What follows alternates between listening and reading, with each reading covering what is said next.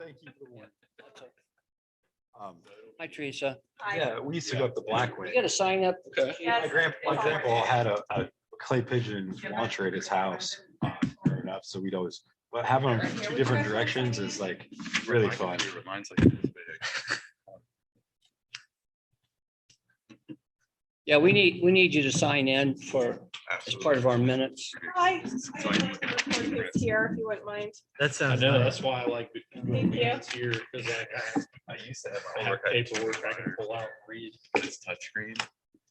Sounds nice. I'll touch it too much and then like Oh, you can have it back. on a job site trying to use it. And I'll have I like just need you. fingerprints to all over it. write- I can't see. I'm like trying to wipe them off. And then the screen. That's fine.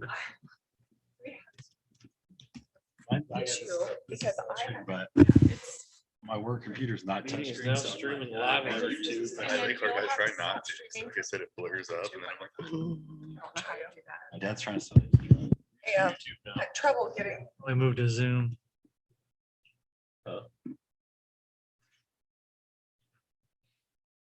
you list it. How much you list it? Side with doing crazy. My buddy just sold his 2016 water. It might be Marvin's from Tree Commission. That's what his guy like. His is 2000. That I don't need to be on. Okay. His was 2016 with 100. You gonna be online too, Bailey? I'm already online. He was like, wow. You signed on. So like that.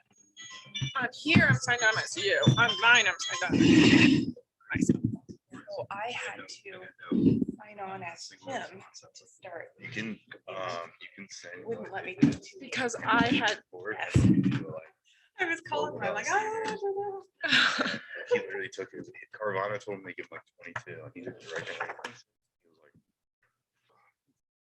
yours. Yeah, Carvana, like I sold my last car to Carvana, but they like. And then I saved the Tree Commission recording directly to your computer. Great, thank you.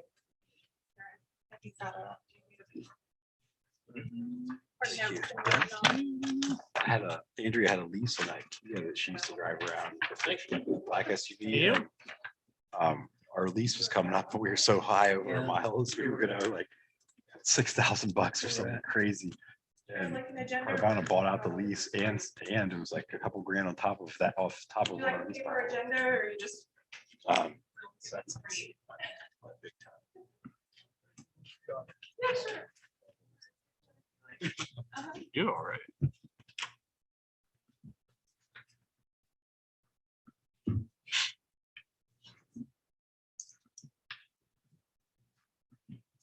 All right, so Ron's not coming.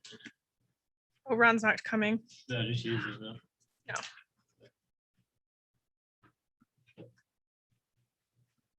Nope. Okay. He had a good place to be today. So he's out. His daughters and Okay.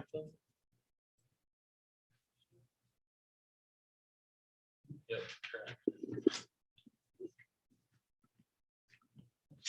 All right. Go ahead and get started here. Go ahead and call to order the Planning and Zoning Commission meeting for Tuesday, May 25th, 2021. Go ahead and do a roll call.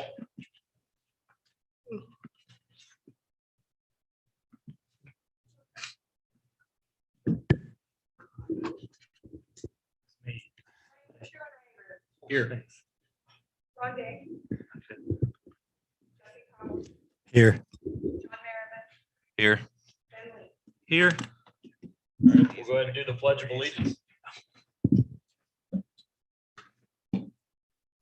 Pledge allegiance to the flag of the United States of America, and to the republic for which it stands, one nation under God, indivisible, with liberty and justice for all.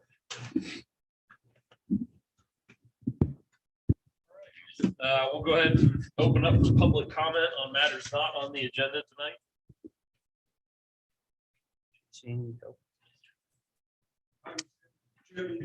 Sorry, can you join us at the microphone?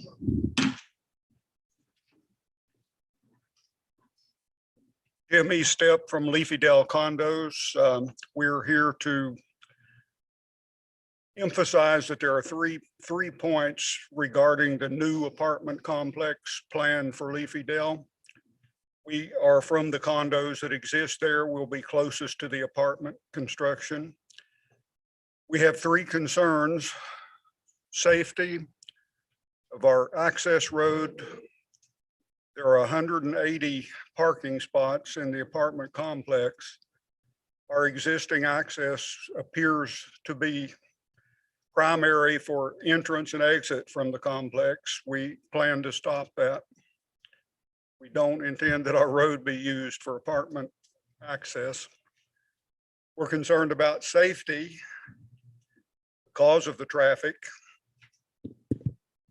Concerned about visual appropriateness of the apartments. They're being built in a manner that puts the backside of the buildings closest to our streets, closest to our condos, such that we look immediately across the street to the backside of a megalithic apartment building.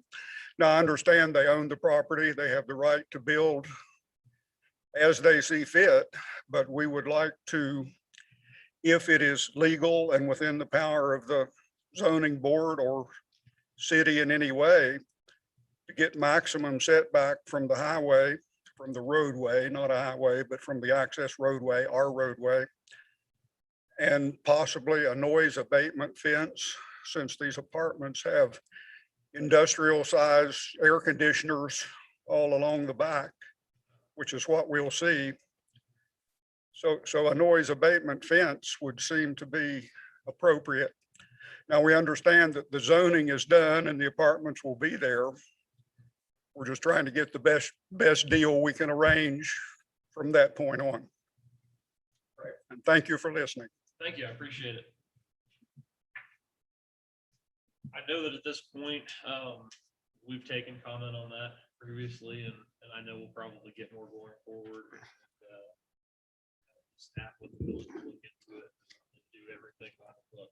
And we appreciate those kind of constructive feedback too, because they will come here for a design approval, I think. And so we might have some ability to help you with the fit, like noise minimization and things like that too.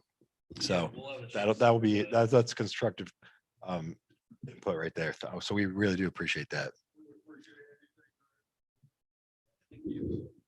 Okay, we'll go ahead and did we have any online comment? It looks like we have one online participant. Okay. They haven't unmuted. Okay. All right, we'll go ahead and hearing none, we'll go ahead and close. Can you ask her? Online participant, can you identify yourself just for our record, please? John Luke is here, if that isn't showing up. Thank you. John Luke, and we have one other, it looks like identified as Mary QC. Can you identify yourself, please?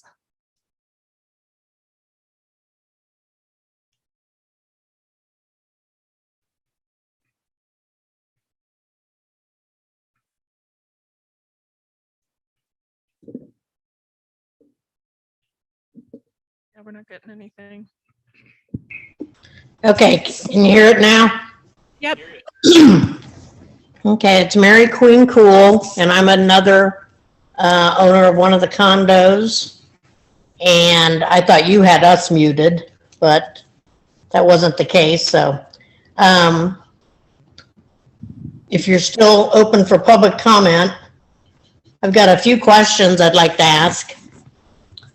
One is, you went over kind of the process last time we all spoke and discussed the engineering, the storm sewers, and then the COA, where you would be looking at engineering, storm sewers, et cetera, and the outside appearance of the buildings. Just a few questions regarding that. I believe your zoning is a 25-foot setback from our property line. Is that correct for the front and back of these apartments, if they're approved? It depends on, this is Jim Blair. It depends on the design, which we have not seen yet. There's gonna be wider. It depends on what? The It depends on the actual footprint of the apartment buildings, which we have not seen yet. Yes, there will be a minimum setback for the apartments. Okay, and I'm looking at a copy of the zoning requirements, and it says 25-foot setback from for the front and the back, and a combined setback of 25 foot on the sides. So right now, they've got the apartments facing us, the back, so there, I would think that means there's a 25-foot setback from our property line. Yes, it wouldn't matter whether they face whether it was the front or the back of the building. If it says 25 foot, then that's what it would be. Okay, it does. So that would be from our property line. Can you tell me where it starts on their building? Because quite often there's a large overhang. Is it from the part of the building that extends the furthest? It starts at the foundation.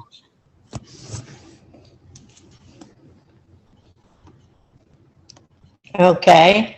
And it would be 25 feet from any street. Yes, depending on it was the front or the back of the building. I don't have those numbers in front of me. Yeah, it says 25 front and back and a combined 25 for the sides with a minimum of 10 on each side. So one could be 10, the other would have to be 15 then. So, do you guys ever give an abatement or a variance for the green space, the amount of space used for parking, the amount of space used for the actual buildings? Any kind of variance that differs from what your zoning regulations say? Oh, yes, we would consider variance applications for sure. So they could actually ask for no green space, and that would be something that you would consider? They could ask for it and it would go to planning and zoning, and they would have to, legally do the public meeting, but There's not a good chance it would pass. there's not a good chance of that. So that was more of my question. I know you can do it, but do you? We haven't had any variance applications on this property, and just because of the public sentiment, we don't anticipate any leniency. We just want to make sure it's appropriately designed. Okay. And But there will be plants that come in, there will be other things that come in. Brian, Okay. your microphone isn't on. right, we can't hear. Can you hear me now? Yes. Much better. Might have to pay Verizon now. But yeah, no, there's going to be wider debate on this. We're going to talk a lot more about this as applications are made, as we get concrete data in front of us, and we can actually take a look at this.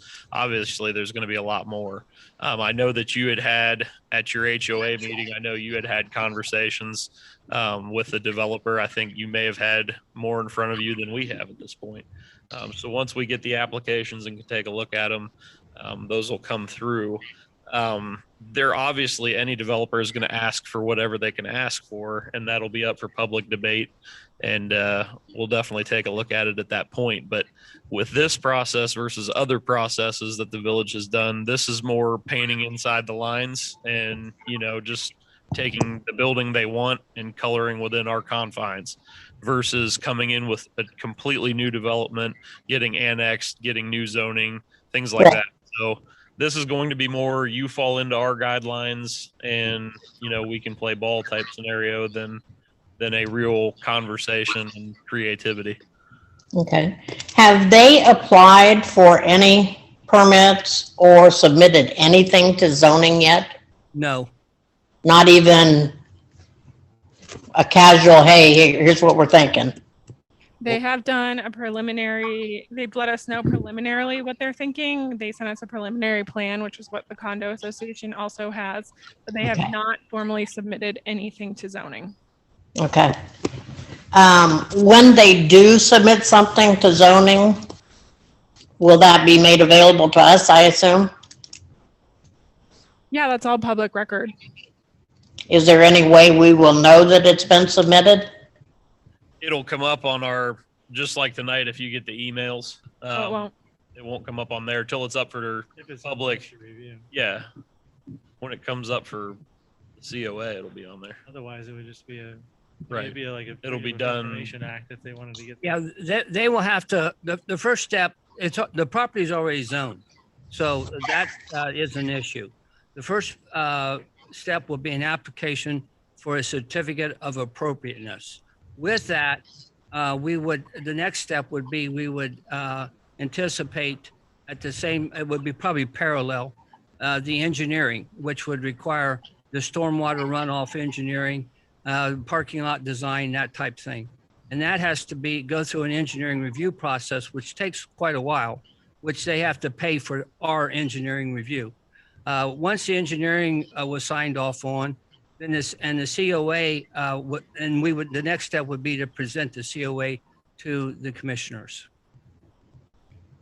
Okay, But most of that's done through the city engineer, so that's not going to be at one of our meetings. Correct, it would not be. Yeah, I think Ben's right. That would be something where you had to file a request for. You contact Even Teresa, better. it's open from the FOIA request that we get often for things like that, if that would be something that we requested. But Barry, also to kind of maybe assuage some concerns with green space, parking, we have granted variances in the recent past for parking with extenuating circumstances where there's shared parking available or a limited use type building that's being requested at that time. But otherwise, we have parking requirements in there for these types of buildings. So we would be pretty closely tied to that because of the amount of traffic we'd be looking in that space. From Okay. a green space standpoint, I can tell you personally, I promote green space every chance I get. good. From a Western Licking County Accord standpoint, if you read that, talks about preservation of rural characteristics. That is a fundamental tenet of that. And so I am a firm believer in that with any development. Green space needs to be a part of the conversation, not just density. And with that comes the review, of the actual structure, where it is, how it's located, how it's situated relative to its surroundings, things of that nature. So in terms of a variance of green space, like I think it's been mentioned here, I think you will typically find that green space is heavily favored. And in terms of a variance for green space, there would be a lot of scrutiny as to the logic behind that application. Good, good. Glad to hear it. Is the county involved at all when it comes to apartment buildings? Yes, The county's involved in Yeah. all building permits for any use. structures. After they come through us, they go to the county, and then it's a little bit more in depth. But as far as how the layout goes, other things like that, that's kind of where we come in. But we do have an engineer, but everything else goes to the county from there for all the major inspections. And the county is interested in the structure and not basically the engineering. The engineering responsibility falls back onto the village. Okay. So they don't really do anything other than make sure it fits all the building standards, et cetera. Correct. Yep. They're not necessarily interested in the color of the building or if it has a metal roof on it or shingle roof. It has to meet minimum state building code standards and Licking County standards. Some of those surpass the state code. Okay. Their current kind of introductory plan that they had in their layout, quite a few of those buildings are sitting on easements. Is there any chance those easements will be moved? It would depend on the easement. Chances are no, the easements will not be relocated. Their storm, their water, and their sewer. I can't see that unless our engineers say that it would be better off in a different location. I don't know that it'd be better off. It's just all their garages are sitting on easements and, See, this is a unique case, and like I said, I think, you know, I know they had a meeting with your HOA, and I think they showed a lot more than what they have showed to us at this point, which is unique. Just their preliminary plan. So their Right. preliminary plan has not gone through engineering. It had not gone through surveying. So So what they showed you, there's a great chance it's going to change a lot before it would come to us for the certificate of appropriateness. We haven't seen that preliminary plan yet, so it's. And it would have to, because these buildings, some of them are sitting on top of easements, so they obviously haven't gone that far. We can't comment on their plan because we haven't even seen it yet. We haven't seen the preliminary plan yet, so. Okay. But we definitely want to hear from you guys. It's definitely important to us. We're going to do as much as we can. And like Ben said, you know, this commission, we push hard for green space. We push hard for rural character. Things are all very important to us. And this is more of a case, you know, where it's kind of paint within the lines versus something where they're going to have a lot of creative license. So definitely cross these bridges as we come to them. I think they've done more than with you guys than they have with us. And that's, you know, it's a unique case, but it's important to us, and we'll take a look at it as it unfolds. Okay. I just have one other area. As far as the fencing, we're looking at potential fencing.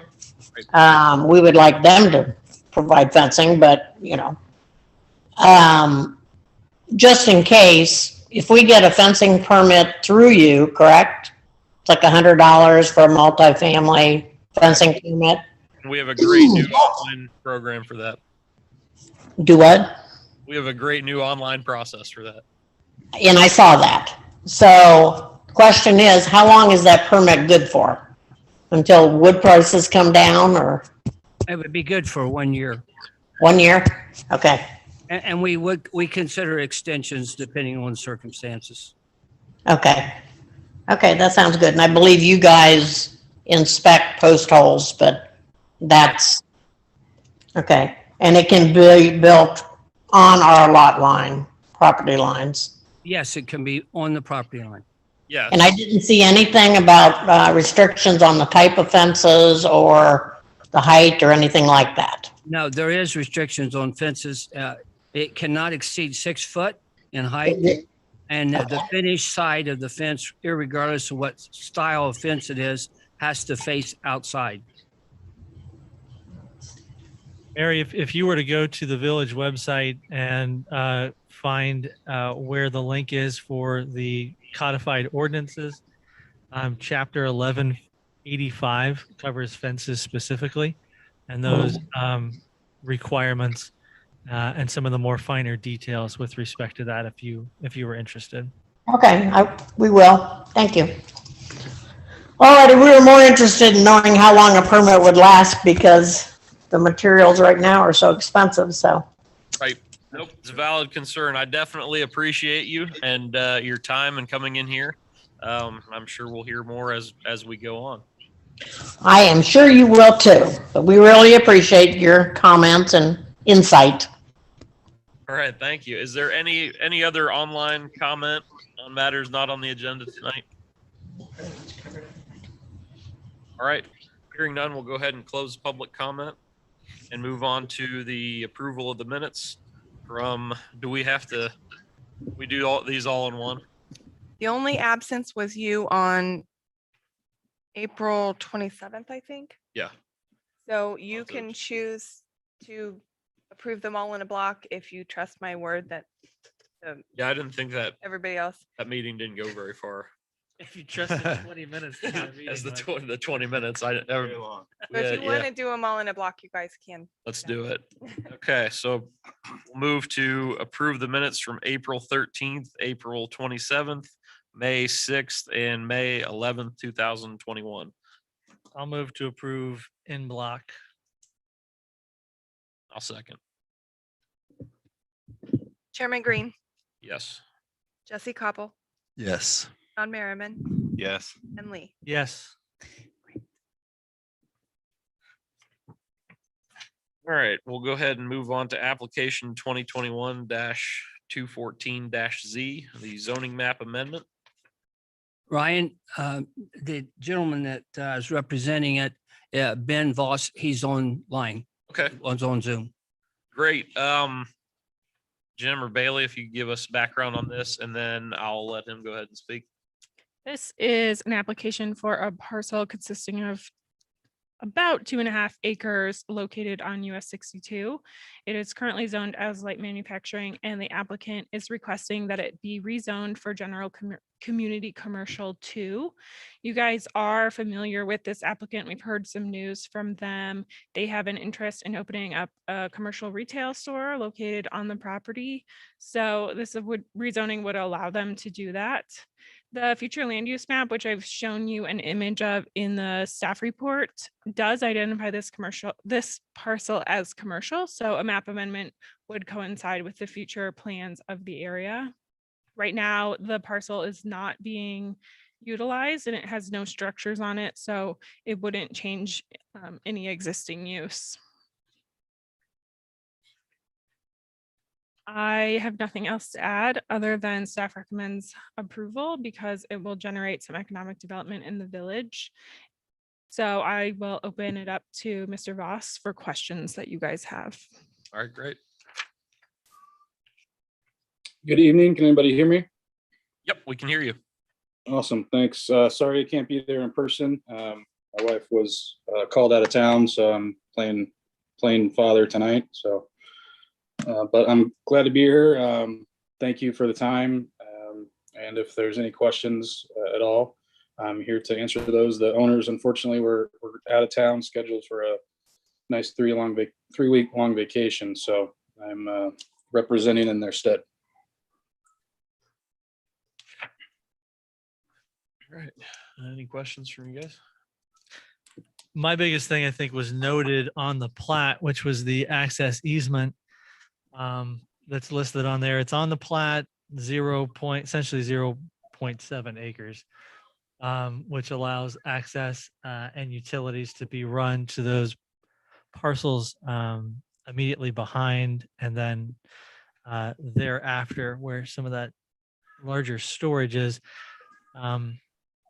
Because the big thing from my perspective is ensuring that, and the board's perspective from previous conversations we've had, especially for 915 West Coshocton, 923 and 919, and making sure that those aren't landlocked. So as long as that access easement is recorded in such a way that it does not prohibit access to any of those parcels, that was the biggest question from my perspective. Otherwise, referencing the criteria for review, there's really no issue with public health, safety, and general welfare. Adjacent land use, it makes sense to rezone it commercial, especially from the future land use map. Access and traffic flow, there's already a curb cut there. I would assume that you'll still be, the plan is to use that current curb cut as it is, as the ingress and egress for that building. Is that correct or no?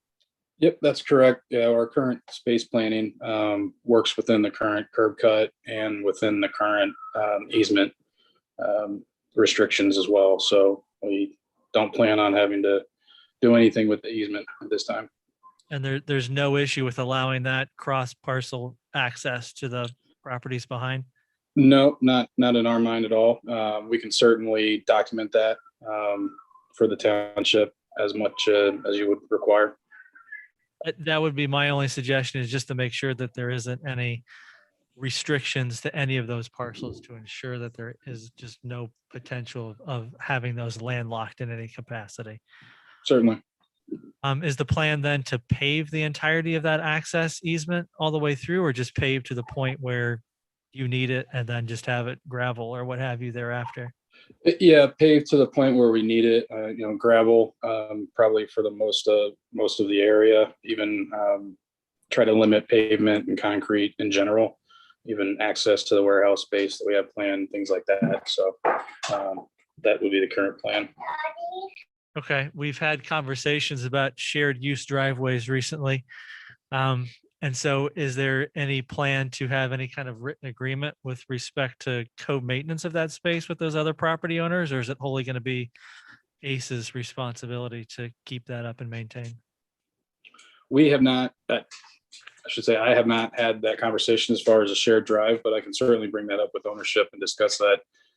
Based on conversations that I've had with them so far about planning, I don't imagine that would be an issue at all. Okay. For me, otherwise, the other criteria, it matches all of those to move this forward. The only, if we want to call it a condition that I would have would be just the maintenance of that piece, to have that clearly defined and to ensure that that access easement is allowable to maintain access to all three of those. Well, I guess it's more than just the three, because you're talking the storage units as well, which is 917 West Coshocton, to all four of those parcels to make sure that they're landlocked. So if we wanted to make that a condition, to have something written and recorded to ensure that's the case, or what have you, but I would just put that up for consideration, because that's the only concern that I would have. Are there, Maybe something are those, currently that are there current easements on record have been recorded for those properties? Do you know? Yes. Okay. That's there good. would be an easement and 50-50 on whether it outlines anything. Older properties don't always, but usually newer ones, they outline The driveway entrance off of 62, if you look at it, it's basically part of the Ace Hardware property. Right. And then a new easement was created where the barn's at there, the rectangular shaped barn. A new easement was created there to allow the entrance into the 2.404 acre property, which was separated from the barn. That's what I don't understand is we still have a parcel that's landlocked back there. No, the driveway goes the driveway It loops back around to contacts all parcels. Okay, okay. Maybe it just wasn't clear from the picture. So that 923 is it loops around to hit the 923 too. So in Yes. in Okay. person, it's wider than what these property lines show. Yes. Okay.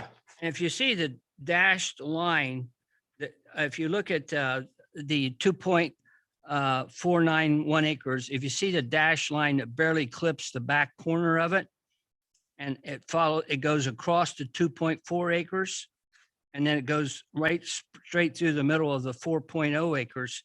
That is a very large underground marathon Right. line. So nothing can be built within 30 feet of each side of it. Yeah, that makes it an interesting property. Challenging property. Yeah. Yeah, that was my one call out. Same with what Ben said, as long as it's recorded. I would assume it'd be recorded, but the maintenance is not always recorded. That's what I run into the most. There's usually a gentleman's agreement of, John Nyberger told me it is recorded, okay. because he's the one that maintenance just is. divided this up. One other thing, and I know, Ben, you were talking about the driveway, because this driveway has to be built to village road standards because of the service to the 5 properties, plus Mr. Emery's property to the side would probably have access off of that driveway at some point in time. So will it receive a street name, or is it's just going to remain a private It'll drive? remain probably a private drive. Okay.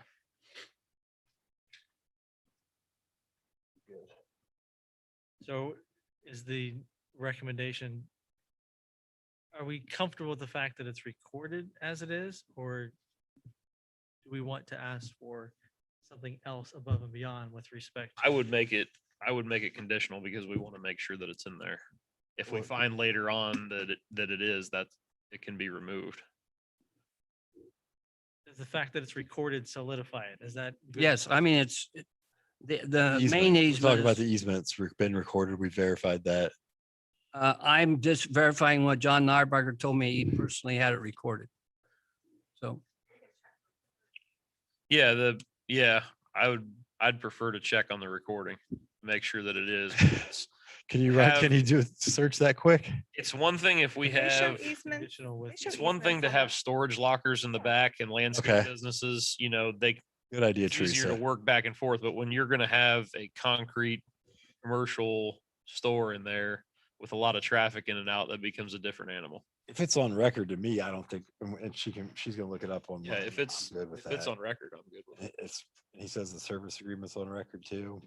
That's even better. It's actually listed. I have a exhibit E, which we didn't make part of the packet.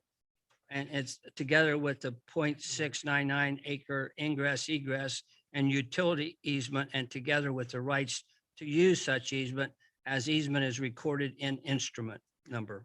So the way that it's recorded, there's no Guys. potential with. Thank you for coming, guys. I'm just saying it's recorded, so Okay. as is. So those other property owners that have that easement on the, they would all have to sign off on it to get rid of it. It's basically. Yeah. It's down. Yeah. It's recorded. If that's the case, then that's good enough for me. Yeah. It's good enough for me. Okay. So then the It says next- verifying that it's recorded right now with. There's- you can look on the- yeah. I was just gonna try to pull it up on County the auditor's auditor's map. site. This, the survey here was updated at June 18th If not, of 2018. if we can't verify it real quick now, we can put it in as a condition and that. That's what Jim's- Jim says it's listed on the survey. Jim's got the survey. He said you said there was another page that you didn't include in our document. Yeah, actually, I usually don't include them. There's like 4 pages of the survey. Okay, And it's all verbiage. okay. Okay. It's all the, the ends, north, south, and the degrees and the feet, and we don't usually include those in the packet. So as long as we can verify it's recorded, which maintains that easement for the properties behind, so it's not landlocked, then there wouldn't be a requirement for Yeah. anything else. Yep. And I've actually discussed this a little bit with the property owner, Mr. Dyer, that's building the hardware store. We've talked a little bit about the easement. He has no intentions of changing anything, so. It's just, all it is a protection on the future. I say we include it as a condition now, since we're not able to verify from the source that there is a easement on record. We are able to verify. We're able, he said It's it's, listed in the survey. yeah, it's in the survey. So Jim's looking at the survey. Yeah. Okay, okay. I thought I didn't know that you And the had. it survey written out. was submitted by Ben when he submitted the application. Okay, then I'm good. I'll take your word for it while you're looking at the survey. That's good enough for me. And then what were you saying about the maintenance?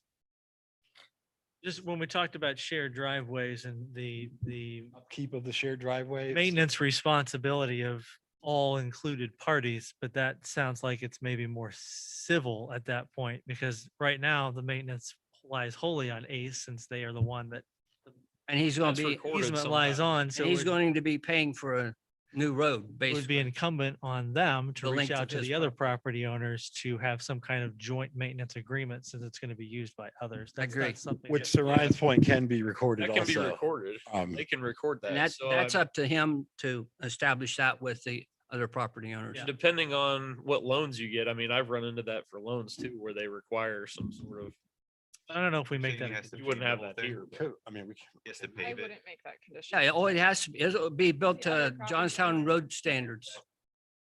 Yeah, Give It's more of a I'm not- it's a It's civil. gonna be fine. I'm not inclined to, seems like a. It's a I civil. mean, it's a road that's going to service 5 properties. You As won't- long as it's gonna be paved, I'm good with it. Yeah, it has Well, the whole thing has to be. I can't get him, Design but standards, that's fair. doesn't look like it's in the condition it's in now. It's like, He's gonna pave the whole thing. it's going to deteriorate more, I don't think. Yeah, that piece, the maintenance piece, I wouldn't have a condition, but Right. there Okay. would be agreement between. Well, I'll make a movement to pass, Public comment. our public comment, sorry. So we'll go ahead and move on to public comment. Excited. Public comment, having nobody here in-house, public comment from our online audience. And hearing none, we'll go ahead and close public comment. And I'll make a motion to approve as written. I'll second. No condition? No condition. No record, okay. Jesse, were you second? Yep. Chairman Green, Yes. Jesse Koppel, Yes. John Merriman, Yes. Ben Lee. Yes. Happy to have Ace in town.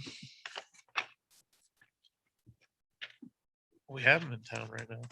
We're happy to have him in our Permanently. building. Yeah. Thanks permanently. for joining us, Ben. Jim Blair will get you all your necessary materials. Appreciate the time, everyone. Thank you very much. Thank you. Thanks, Ben, for being here. absolutely. I'll sign off now. Thanks. Hey, Daddy. Yeah. That's the important job. Oh, good. Hey, Jim and Bailey, where we're talking about, has there been any, do you guys have any idea what the next steps would be after the completion of this building for Ace for the old Shoals hardware location? Has there been any Oh, discussion? no, that's up to the family. Okay, Yeah. Yeah, they wanted to sell it originally and then the Ace deal kind you're of. just leasing it right now. is what Yeah, you're he saying? he leased Got it, it got for it. 1 year, I believe, Okay, all right. with I think an opportunity to extend it if necessary. I can recall if the building was sold or not. All right. We get Lee's hardware. Yes. Did I see the sign come down on the horseshoe? Digress one more. That, no, the horseshoe, our understanding, we've been told, and I talked to the gentleman today and Bailey's been also talking with him, has been leased. They will be opening it up as still the horseshoe. Their intentions is to have a sports bar upstairs and a family dining on the first floor. Cool. They'll use the patio. Yes. Great. I'll be up there. All right. So we'll move on to our design standards. Starting on page 77. You get that one backwards, so that's great.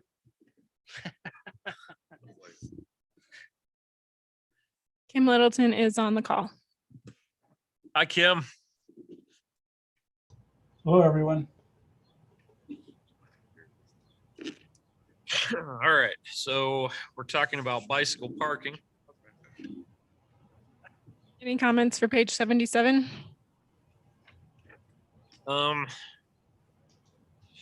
did have one, but I didn't bring my notes. So where it talks about the minimum of parking. If provided, long-term bicycle parking may be substituted for up to 50% of the following requirements. How much long-term bicycle parking are we going to have? What constitutes that? Where's that? That was in number, I just lost it again. It's in number 2.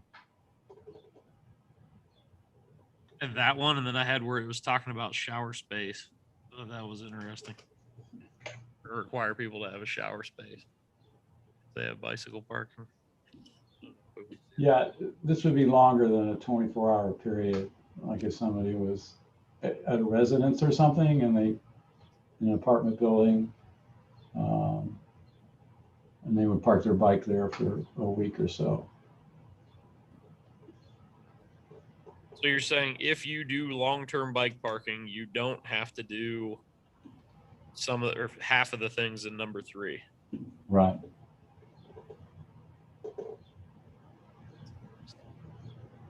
Keep in mind that these are only guidelines. Yeah. Yes. Where are you seeing this right? So right there under number 2, bicycle parking. As it says, if provided, long-term bicycle parking may be substituted to 50% of the following requirements. So in number 3.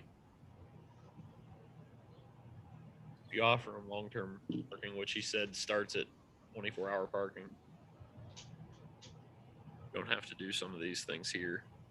And then the only one that I really, so I mean, obviously, you don't want your bike parking in gravel, landscape, stone, or wood chips because you can't anchor the parking, so you could lock it. Right. So you have to anchor it concrete, so I can't run off with all the bikes and the. Somebody would. I mean, if you have those specialized bikes, if you have some of those expensive bikes people ride, that's a couple $1,000s.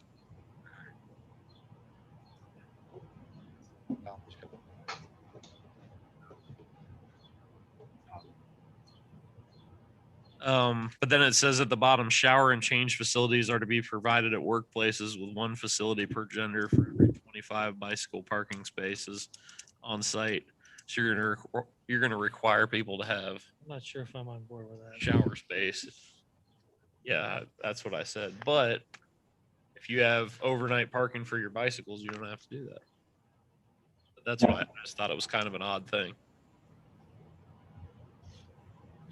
Well, I just assumes if you're overnight, you're gonna be going somewhere for a shower. Yeah. Besides where you are. I don't want to go down that rabbit hole.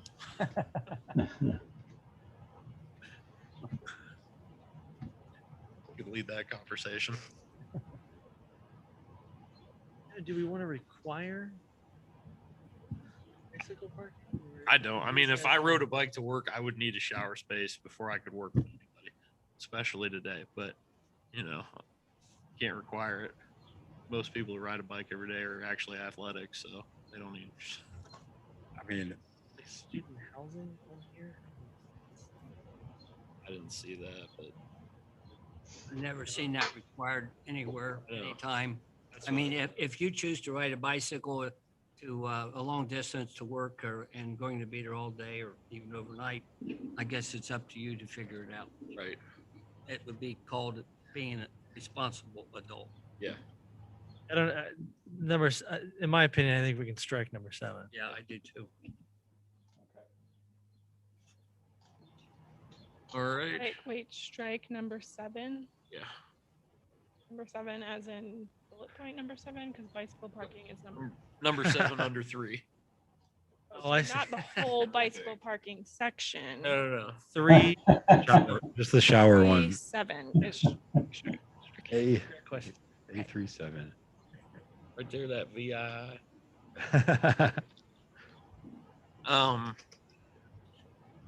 That takes us in the next page, site and building, lighting general. Are we good with the rest of the bicycle piece? Because that's new to me. I mean, we don't have anything in the current Yeah. code. I'm all relative to for bicycle. bringing bikes, but I mean, if we're going to require them essentially to have 2 showers, I mean, you don't want to make it maybe. prohibitive we're trying to encourage bike spots. Well, Kim, we made that a guideline, bicycle parking, so I would change some of the wording. Yeah, Um, that's right, we did. I didn't, okay, from like required to yeah. Yeah. recommended, something along those lines. And Yeah, yeah, it's a must, like, yeah, may. just strike number 7 under 3. Yep. Because you're going to require them to have 2, maybe 3 bathrooms. So, you know, Well, that's the thing, like, it's all guidelines, Yeah, so I would make sure that everything kind of follows that guideline wording. And I might suggest, because I think that the bicycle piece is important as an additional mode of transportation, especially when you're talking about green and lessening the traffic and lowering the amount of paved surfaces for parking. And maybe the wording is changed from an encouragement standpoint, as in calculation of encouraged spaces instead of required or something like that, to promote the fact that we would like to have it. And if you want to include it, this is what we would like to see if you want to bring it to. Because I think it's it's good optics for business as well to try and do it. I mean, bicycles that are downtown right now with Ghost Rider, they have some out there behind. Well, I think it's great. I think it's a fantastic thing to do, but to have some standard, I think would be good. But I would say we want to continue to encourage it, yeah. which would be my suggestion, just from a verbiage standpoint. Yeah. And I mean, if I lived, at my house, riding a bike to the new business center, that wouldn't be that bad. I still probably wouldn't do it, but some people would. That is great. So I think Bailey's spot on. There's a substantial amount of rewording that we could do in this section to make it sound like, like we want it. It's instead of in part 2 required bicycle parking, Yeah. must meet the provided. I think Bailey's spot on it, and we could there. But Ben, to Ben's point too, right? This is something that we're not going to require, right? This is a guideline, but we definitely want to encourage it. We don't want to put a bunch of burdens on them, but at the same time, we're encouraging them too. So I think that that should give you good enough to go on, Kim, on the update. I think. Yep. And then going into lighting, I mean, it looks like my biggest things on lighting is minimize light pollution up and out. You don't want it going up and you don't want it going out. We get developed and I can still go out in my backyard and see stars. That's awesome. I don't want to go full Colorado on this thing, but I know they're pretty stringent. We have a street lighting standard now that we paid CT Engineering to develop. It's very, there's a lot of depth about light pollution and certain reflective street lights that reflect the light down, Types of fixtures, yeah. ground lighting. And it's actually a very good program. And Pulte Lights was the first community built under the new standards, the lighting at Pulte. It's a big problem when you're trying to maintain rural character. It is. People don't think about it because your first notion is, hey, we want to light this up, make it safe. But also, if you're trying to preserve rural character, you go outside at night, you see stars. So If you look off at a distance from, you can, out on Green Mill Road, you can look back at Johnstown and you can tell, it looks like it's light pollution. Yeah. That's all you can say. yeah, then there's only so much you can do as Yeah. people live there. There's only so much you can do. But when we're sitting out here and we look towards Columbus and You see. still looks like Yeah. daily, it looks like 5 a.m. used to all all night. But all right, so I don't think we have anything on 78. Well, I have, we have, in the code, we have standards for lighting, yes or no? I can't remember. Yes. Well, We have that lighting program. I just want to take a quick second to just refer back to what's in the code to make sure that we're aligned with the code if we You can. want to reference that code in this section? we have different street lights for different situations. We have commercial, basically an entertainment areas. I don't remember all the actual headers. Normal residential, we have the spacing, and so one's on one side of the street, one's on the other side of the street. So you gently light the sidewalk up to the middle of the street. And it's very extensive. My thing with lighting is, and I don't specifically see it in here, is that it should be down or at the structure, right? Do we have anything, it is spelled out In in the the code. code? Okay, We can that's just what, reference that code in the section somewhere. You can. Let's do that. Where's that code, Jim? I have it in a separate 3-ring notebook, but as far as I know, it was documented. Did it make the cut for this year's online codified? I don't know if it did or not. I'm talking about the one that CT Engineering developed for us. We've got the Village of Johnstown street lighting standards from September of 2018, which is what That would be it. I have. That would be it. Are they codified? I don't think it's codified. I don't think so either. I think it's standards that we have as a policy book. I know in we're addition using it, to right. what, and it was adopted by resolution. Yes, It's not codified though. right. I didn't think it was codified. That needs to make it in here. So this piece needs to make sure that has the ability to, unless you have, Kim, did you know about the document? No, I didn't. So that is probably. if it's not codified anywhere else, that should be probably placed in here if all, or. what Should do be you think? put in zoning. So it should be in zoning, not in this. Okay. Well, it should be in zoning, but referenced. in it. Okay. Is this referenced in? I'm sorry, I don't have the design standards up. Go get- Like in our codified ordinances, it under 1175 talks about parking, like lighting, says any parking lights to illuminate a parking area should be arranged as to reflect the light away from the adjoining property. So some things it talks about it, but Let's make sure that we have, make a note to put this in our code update. 1175. Yeah, for sure. 5. Yeah, I just made a note. Between the four of us, we Okay. better remember. That's only talking about parking. I don't know. I'll remember everything. Okay. Yeah, so we do have lighting in 1175.05. I remember when they were Yeah, doing the man. new nursing home, I have Hmm? a scratch. that was a big conversation. Like I just have a book of scratch pad in my truck. So I get ideas while I'm driving down the road. Okay, I think we're good on lighting page. I'm good. Are you still looking, Ben? I guess that I would just ask, just we review those standards if there's, I mean, it's 2018. I don't think much has changed in terms of standards in the last 3 years, in my opinion, but to have that. How many pages is that? Do we have time Is to that roll what through that that is right tonight? here? or- The IESNA lighting handbook. I don't think so. 24 pages. I'd take up the rest of this meeting. Yeah, The only I wouldn't say that we would want to review this Okay. right now. I would say Okay. we want to make it available for Kim to just Okay. backfill. So Kim, we're gonna send you this document for you to review and try to collate a little bit if you want to. We're gonna try to get this document in whole added to our zoning code, but we just wanted you to see if there's anything you wanted to include in there that might fit in together. I don't know if we need the whole thing added to our zoning code.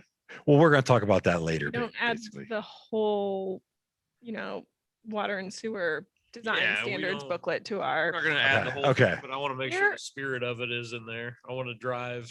We can I'm gonna drive reference the the intent. document and the. 110915. So we will want to reference this document in our design review standards. I think that's at minimum, right? Yeah. At minimum, I would say yes. Yeah. Okay, Kim, did you catch on to that Yep. one? Yep. Okay.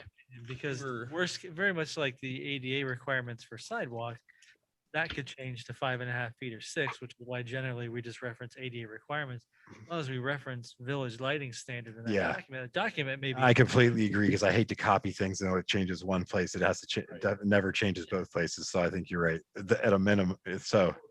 Yeah. 1109.14 references street lighting and says that specifications for street lighting to be prepared and designed in accordance with the standards set forth in section 1109.11 through 1109.15. Okay, well, can I make one suggestion for open space lighting? That it shouldn't be pointed, the direction of the lighting should be at the structure or toward the ground. Is that, So we keep the lighting now from going up and then it stops at the property line, I think is the general rule, right? I mean, is this, Supposed to. So it can't go up and it has to stop at your property. Yeah, we encourage light packs on Yeah. commercial buildings. Light packs and even would be appropriate probably around apartment buildings too. And that gets you away from having a pole light. because I just bring this up because at this church across the street from me has this light that shines in my living room and I don't have good curtains. And it's like, when I have to sleep on the couch, it's like, it is right and if the church is not that close. Yeah. But if we had something in there that recommended it being pointed down or at the structure. The new standards would. take care of it. Okay, Yeah. The old, what we have now is what it is. so this package, we have new standards that are part of this or part of the design review. I'm saying That's that right the here. village already has a lighting standard. Okay, then we don't need to duplicate that. Well, let's not beat to the bush. Yeah. I'm good if it's in our, No, it's a good point. I don't want to reinvent the wheel. I just want to reference, what we have. So it'll be good. And then if that changes, because this will be available to the design review board as a tool. For sure. So there's no reason to duplicate really as much as, I know Pulte used. to. all right. Yeah, I might suggest if they wanted to pull out some general themes from that and include in this, Okay. and then say reference the document for further details, just to maybe give some high level background on some of those items that maybe are frequently asked questions, and then go from there. But as long as what's in the design review mirrors what's in the standard, then I don't think you have any issue. I think This that's is perfect. Yeah. Primarily based on the, Westerville spent, I don't know, huge amount of money on lighting standards. And ours is based on their newest lighting standard. If you see how Route 3 has been redone to Westerville, this follows that guideline, plus the residential lighting. And in my opinion, I think we've said it here too, is that generally downlighting, motion sensor preferability, Sure. more conscientious design when you have commercial abutting residential or dissimilar use between parcels and things like that, like you'll see in the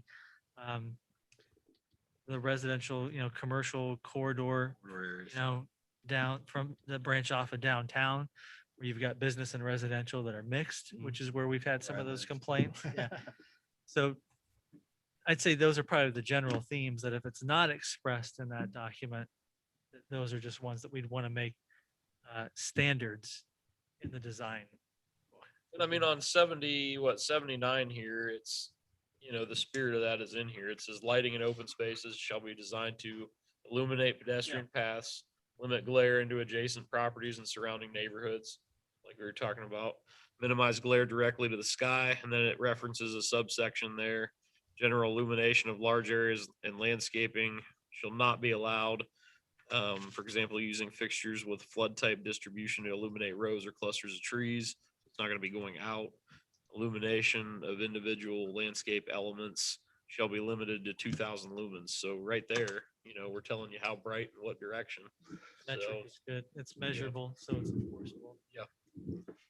Motion sensor, I don't know how prevalent that piece is in our current code, but And I can't answer that, Ben. I would say motion sensor would be a good encouragement focus, especially for those parcels on dissimilar usage lots where they're adjacent. Ben, what happened to the, maybe it's undecided, the company that presented taking over all of our street lighting and changing this over to LED? Is that still pending or? AP? Yeah. That's still pending. Yeah, so They're reputable. right now, it worked its way through, and that was a point I was gonna bring up too. We were approached by AAP when we asked about adding in additional lighting in dark areas around town, because that was something we were looking at. The police department did third shift audit of those spaces. And we put a list together, went to AEP. AEP came back and provided a quote for adding those in, but also a program that they're looking to purchase the village lighting system and upgrade everything to LED, which is a coming requirement that we will be faced with. The analysis that took several meetings to go through is essentially boiled down to, do we keep the lighting system in the village and upgrade it ourselves? What does that cost? Or what is the benefit of selling and having the upgrade done by AEP, at next to no cost, really? So you have the same even lighting all over the village, all LED, which will give you, it's crazy. You can have two matching lights in your house and you put a different bulb in. Now you don't have matching lights. Or it's even worse is to change your fluorescent lighting and not have a match on your tubes. So we would have the same light all over the village. So do you sell the autonomy of maintaining that system yourself and having somebody else do it and upgrade it and then having one central point of maintenance and everything like that? Or do we do it within the village, within our budget and within that time frame? That's all still pending with the PUCO. Right now, having gone through safety and service, it's in finance's hands. Jack has done some analysis, and with the issues we have with the power being out, we didn't get to it at the last finance meeting. We should in June dive into a little bit more detailed analysis at that point, but there is a pending LED move from a lighting standard standpoint. I think it was standardized cost too. Right now, we get a stack. It looks like a book of electric bills. Yeah. And it's primarily street lights. And we only own some of them. AP owns the rest of them. Correct. So there you It's go. really complicated. There will be a village cost in some respect for the lights that we own unless we sell to AEP and they do it at their. They already own half of them anyway. I'm sorry? They already own half of them anyway. I think they own the lion's share, the majority at the moment, I believe. I think it's correct, yes. That's when they put daylight bulbs in and we put the yellow ones in. Yeah, there you go. That's what you get. Then you know who owns what. There's some more analysis, the maintenance respect, the service aspect where we've had some issues before that we've called out, but we had several meetings with their representatives about that, but that's still pending. Yeah, you're right. Communities that have even lighting, you don't really realize it, but it's kind of unexpected quality. It's there and it makes everything look, it's lit all the same. And we do not have that now. But we'll be forced to move there in the future Yeah. in some way, shape, or form. Well, I think on the lighting, I think we're there. I think we just need some references. I mean, you see it reiterated the same thing over again: reduce glare, reduce business bleeding into into residential. So I think we're there. I think it just needs some references and some measurable metrics. The only other thing I had was on page 79 on design the open space lighting, point 3, sub point 2, focal points such as gazebos, trellises, water features should be lit in order to become inviting presence at night. I wanted to add on there also, and to promote safety. You know, it seems like the lighting on a water feature is also, it's important because of for safety reasons, just as much as inviting presence reasons. So if we could add something like that on the end of there, would be one recommendation. Maybe under intent for that open space lighting. Yeah, wherever we want to put it. Yeah, that's probably even better because it'd be overreaching all the sub provisions. Yeah. I thought, so did you hear that, Kim? Ben Yeah. had a good point. If we put the intent of the lighting features to promote safety up in section 1, then it would kind of trickle down to all the sub points instead of just that one. Okay, put it up in the first part. Yeah, and D1 under the intent. Yeah, I think it's a good point. Under, at the beginning of the site lighting or somewhere in this section? I had, well, I think you put under the overall lighting section. overall lighting. Yeah, yeah. Because it's a safety for everything. Yeah. Yeah, okay. Yeah, so it'd be like the general intent opening block there of the lighting section. Okay, well, that language is stresses safety. And then under 4 there, so it says minimum color rendition index of 60. What's that going to get you? Is that a whiter or a more yellow light?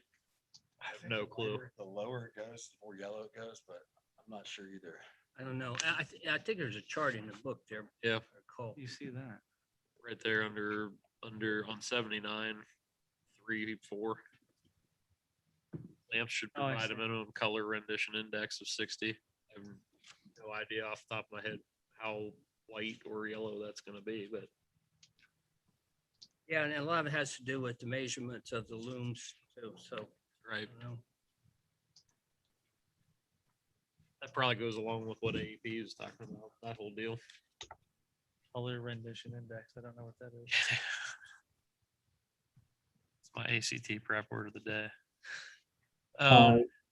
It's a measure of the light source being able to reveal colors of objects faithfully in comparison to ideal and natural light source.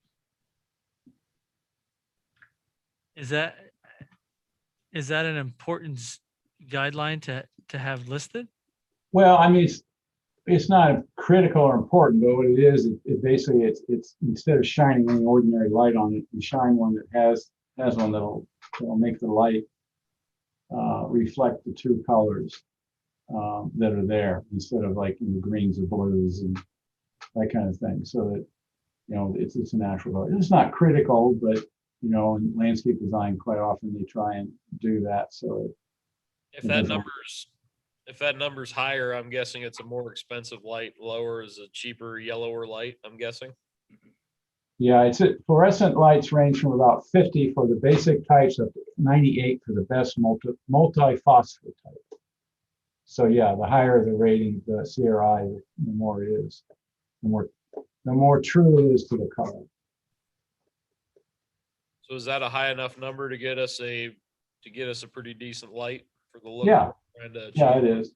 If you do your LEDs, they have a CRI of 80 or more. So they're pretty true to color rendering or rendition. So yeah, that's a good one for outdoor and everything. Yeah. No, I would keep it at 60. I think LEDs are.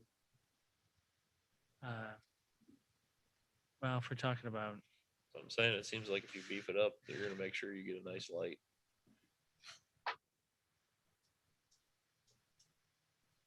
Like you don't want low pressure sodium because it has a negative CRI. Right. That's those yellow things, the yellow You light. Do you recommend even sell those anymore? I don't know. recommend upping that number to make sure we get a better Yeah, quality. if you want to. Yeah, if you want to. I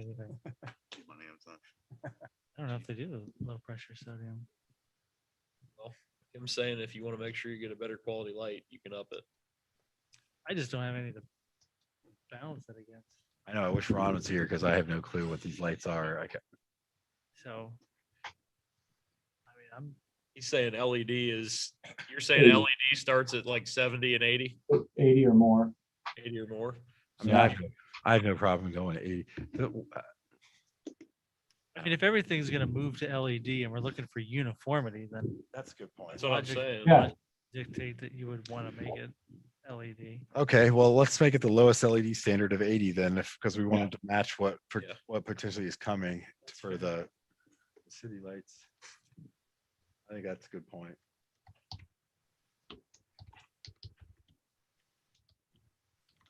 All right. Yeah. We'll have that note. AC starts cool white,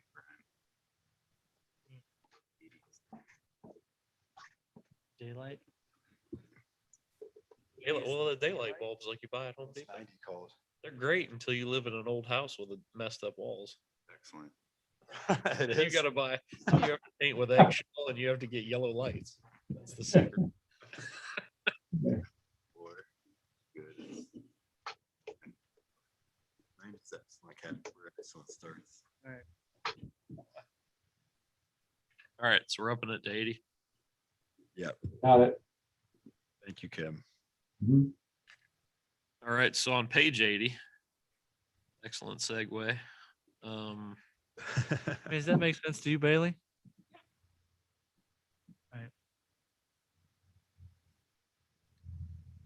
So page 80, I think keeps along with what we were talking about. It also talks about no exposed conduits, which I like. You want a finished look. Anybody have anything on 80? Going on to 90 there. I still feel like we should have a directional thing in here, but On which way the lights face? yeah. We do. We have a couple of them in there. In here. You have it throughout the zoning Yeah, too. it's- Yeah, it's throughout zoning too. Down. Because it tells you the light has to go down. Okay, all It right, has to. all right, I'm good with lighting. Let's go to open space. Yep. I know we hammered the new nursing home pretty hard on that. too. Yeah, I remember that too, yeah. So building illumination above the second floor should be shielded or there you go, Jesse, right here. So second floor, you can't, you have to keep light away from it. So the lighting design should orient to primary streets, reflect primary building entrances, complement adjacent plazas, expanded streetscape, avoid illuminating building faces adjacent to the facing existing, and avoid glare. All right, there we go. So on open space, they're on 81. It's your section, Ben. Yes, it is.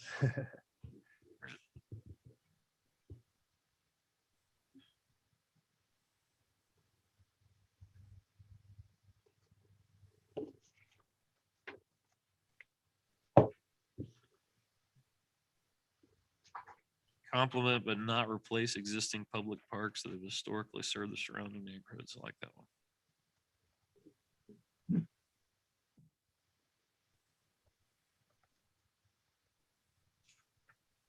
So having access from 50% of the length at that side, didn't we talk about that earlier? Having 50 foot of frontage or 50% of frontage. Just talking about the pedestrian walk. At least one side and at least 50% of the length of that side. It's referring to the pedestrian walk.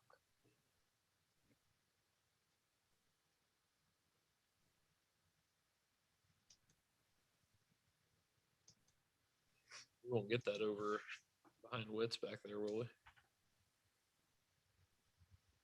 Just talks about a direct access from a pedestrian walk.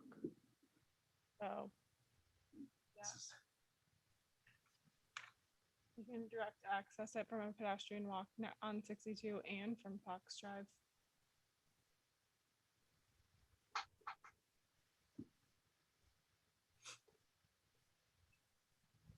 Be at a level within 18 inches above or below the nearest adjoining public sidewalk. Yeah, I guess you're gonna get that. That's probably for ADA compliance, right? Something. I don't know. I don't know what the point of that would be. Seems to be Put a curb in. be at a level within 18 inches of above or below the nearest adjoining public sidewalk. You don't have to put a curb. So none of the open space could be below 18 feet, inches of elevation from where it starts. No, it could drop off. That's just at the sidewalk. So it has to be within 18. And then 18 inches is 2 steps, Yeah. basically. I'm reading this, as like no area can be below 18 so inches. sidewalks here is- Has to be open to the sky, but could include structures such as pavilions or gazebos. We're not getting Okay. a Jesse Owens gym over there. Like you ever been to Ohio State? Well, that's not exactly an open space. I don't know. I'm just talking about a big gym. We tried to do a field house. It's not really Yeah, enough. field Not really- house, I it guess it's wouldn't not be really an open space, but Johnstown you Field have- House, open you have an space. open space is not open to the sky. I don't know. I'm just trying to That's think the of. point. It's not an open space anymore. That's what I'm just reading through these. I'm like, how do you have that? It won't. It used to Somebody- be an open Somebody space. sat down and thought that up. Anything, This used to be open. anything else space. on 81? No, we're just grasping at straws on 81. I think we're good. Let's move to 82. Well, we did have- on that page, on 81, item, see, under intent 1, subsection 4, subsection 3. The big point that I continue to push is usability and not just having open space as a percent of what of what is being contributed as public use for a particular project. So this to me is probably one of the most important pieces here, publicly accessible and publicly usable. So you can't just have a corner of a parcel that you don't want to develop, call it open space and count it towards the percentage that you put towards it. You gotta have use for it and you gotta have accessibility to it.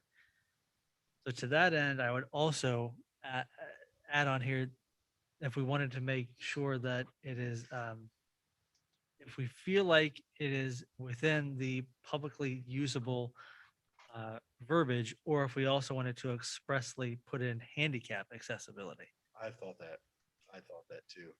So, Handicap. I mean, you can have a hill and you can have grade and you can call, something that is a hill, accessible, but is it accessible for everybody?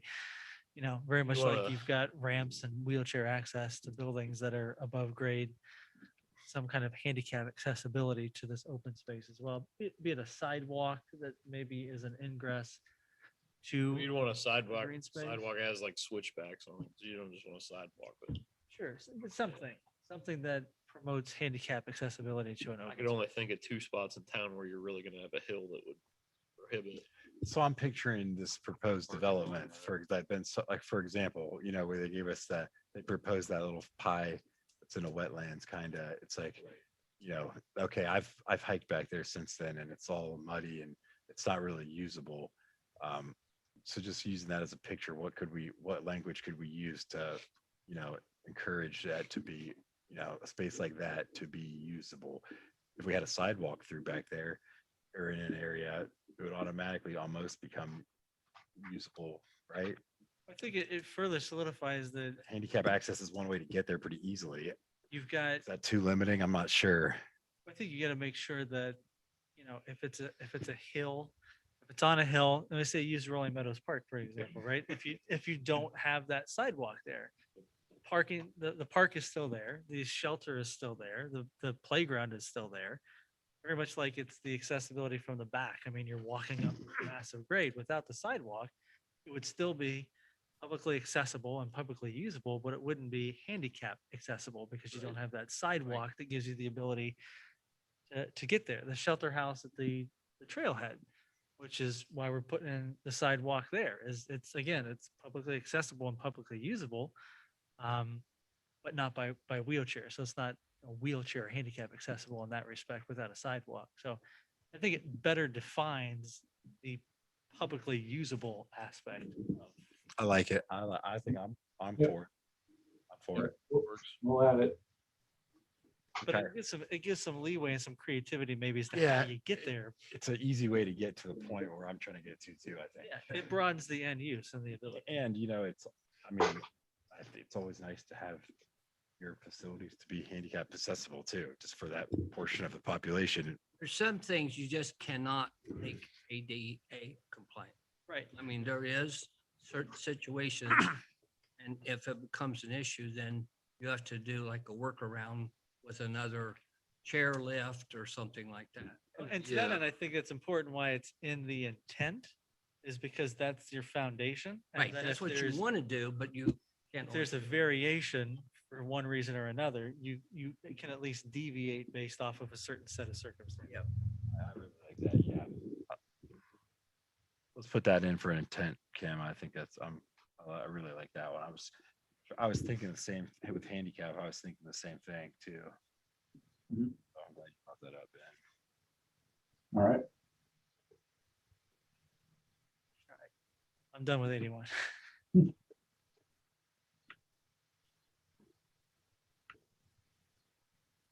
'82. 82.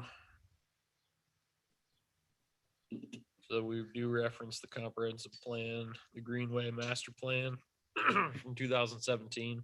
That's the most up-to-date one on that. I think it's the only one. It's the only one. When do we update that again? I don't think there's a plan. Tell you when, not this year. I think that was the one that Burton Planning provided. Wait, which one? Parking Greenway? I think this Yeah. No, that was Ohio State. Well, in Kim Burton was. Kim the Burton, professor. yes. The high state master's class. That was the master's class that provided that with their charrette meetings. Is that what they are? Yeah, charrette. Charrette. Yeah, Yeah. we had, remember we had a workshop Yep. with them and I think on 82 for me, the piece is probably the most contentious is going to be the table that's on here. How do we come to an agreement about the formula to get to the right amount of open space for a particular for a particular area? Because in all honesty, that's a big sticking point when you talk about PUDs and development is how you get to that point. Is it, for PUDs, is it 20%? Is it 30%? We've had recommendations in the past to say 50% of a PUD should be open space where roads and sidewalks are not a part of that. That's maybe an extreme where half of their development is open space. If you have a conservative conservation type design, maybe you can get there where everything is centered in, a particular corner. But what's the best formula to get there for these particular everybody has an opinion on that. Yeah. right? I think that's going to be the most But see, contentious. that's the thing. Us having a concise table for that is going to eliminate those opinions and cut down on the vocalization of those opinions in meetings. I'm not sure that the table should be in the design standards document, though. I think that should be in the Right. zoning document. I think, yeah, we already have stuff in the code that gives like a formula for each zoning code, Yeah. each, yeah. And so I think this is We've been reviewing those percentages as we've been moving along through the new zoning document. So I'd rather stick Yeah. with those than eliminate it here. We'll just have a reference in here to just say to to- zoning. yeah, Okay. It'll And they- say, And those vary somewhat between zoning districts too, so. I think I don't even know if we need to reference that unless we want just as a secondary, because Kim, the ultimate review of the document is the overlay district defaults to the underlying district for anything that's Right. more strict already. So Mhm. unless we just want to say that again in this space, I think that's already noted in the Yep. part. I'd just I think take we the took table out. out, Yeah. Do we want to put something in there? So I'm thinking that from whoever's on the design review board, they're going to be familiar with this document. May not be as familiar with the zoning code. they're on there long enough, they will be. I think so. Eventually they will. All right, be. all right. You can put a secondary, But yeah, I you can think- put a secondary reference. But I think you should put a reference. to That's say, exactly what I was you gonna know, say. It's just have a reference in there that they can, it's Here's yeah. for people that are, as a Yeah. resource for the design. That's what I'm saying. That's what I'm saying. Because I've read a couple of these design reviews for New Albany's a lot, and Westerville's and stuff, and that's kind of what they do. For They Kim- just say, For Kim's sake, how would we word that, guys? Since our open space requirements vary from section to section, how would you think? I would reference maybe back to the beginning of the document where it says that it defaults and just say as stated in section XYZ of the design review overlay districts. The open space requirements default to the more restrictive within the districts to which they overlay or something to that effect. I like it. Kim, you following us here? Yeah, we'll reference it back to the conflict provision. Yeah. Yeah, reference back to the design overlay district document and then just reinstate the intent that it defaults to the district to which it's overlaying as Mhm. more.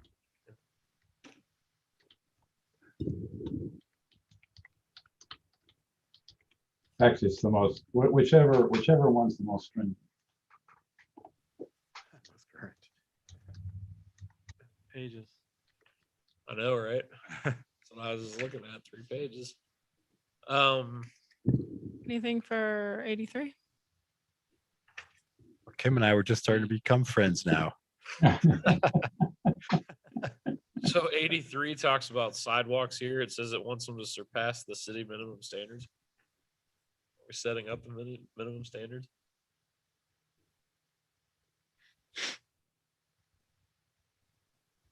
So we're just telling you to, whatever developer comes in just says, hey, impress me. That's what we're saying. At the minimum standards is what's conservative within the district, right? Right, but it So says. you want to go above and beyond. Yeah, it says Go you above need and to beyond. surpass the city standards, the city minimum standards. So we're just saying, hey. impress me. Yeah. What No, were you creative. thinking? Yeah. Or what else were you I thinking? don't know. I just thought it was interesting. This is streetscape. This is the curb appeal piece. This Yeah. is the first view of the business or the development. You want it to be. We're just giving the minimum, Yeah. go all out. We talk about brick pavers in here again. Is this where we have? The permeability? semi-permeable. Yeah, Yeah. that was a great idea. I like that. What did we say about brick pavers last time? Didn't we expand to other materials though? Do you remember, Kim? I'll look here. I think you fought for it, but I think we stuck with brick pavers. We made them semi-permeable concrete. Maybe it was the other thing. I think we left ourselves open to other options because not We everybody changed it a little bit. Yeah. don't want to do pavers. They don't always work everywhere. No, they do not. Yeah, you're right. We did. Unless they're on concrete. We did change it because Jim. Yeah, I remember you were on that board. I like them, but I do too. in 10 years they might not do brick pavers. Yep. And if they're true brick pavers, you got to go back and resand them. I mean, Yeah. sand washes out of them. Yeah, that's why I don't have them on my. I have a brick paver sidewalk at my house, so in fact, I got to put sand in it this year. Don't remind me, guys. So I think we just. So you want to take that out or just say it right? May include brick pavers, plantings, Which point are you on other now here, Ryan? furnishings. Under 2.2 there Okay. on 83.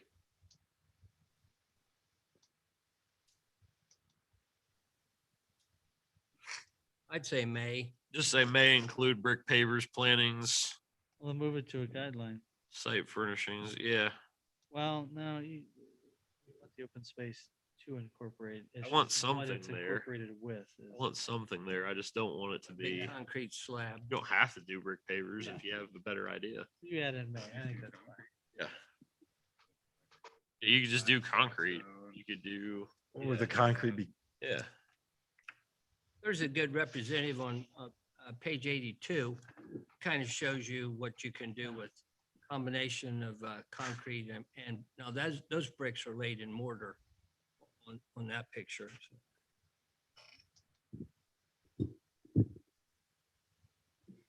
I think where we're trying to go is like, instead of, it's more like a stone architectural feature or stone or cement, it's the architectural planters, or, it's an architectural feature, not exactly the material that we want, right?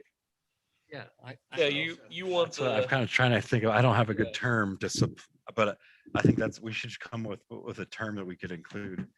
Like architectural features, plantings and site furnishings, maybe.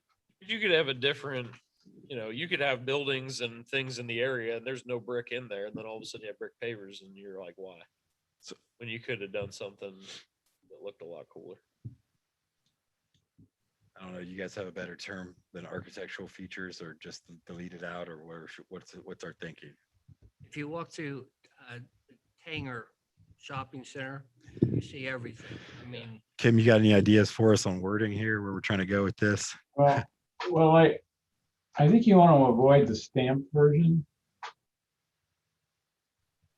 Where it's concrete, it's been stamped, so it's Oh not. yeah. Yeah, no, I want to avoid that. I agree with Yeah, I that. mean, it works fine out in the street for a crosswalk or something, just because of the wear and tear on the surface. But in this area, there's not much wear and tear at all. I mean, if you have tree planting, sometimes, they can be messy and that kind of thing. But I think it doesn't have to be brick. Why don't we just say pavers? Okay. Yeah. And that could be concrete. It could be, usually concrete or brick are the main things, but could be either Not one. as exposed aggregate, Kim. Yeah, that's one. But that would be concrete. I mean, if you want to be specific about exposed aggregate. But Let's put pavers, comma, that whatever aggregate, whatever Jim said, Exposed aggregate. exposed aggregate, Float the stone up. and then let's leave it at that. And then the other two things at the end, plantings and site Use furnishings. colored concrete too. That works. Wouldn't we want to do stamp? Stained, but not stamped. Stamped can be nice with it. Is there a lot of variability in the outcome of stamped concrete to where you wouldn't want to include it as a potential?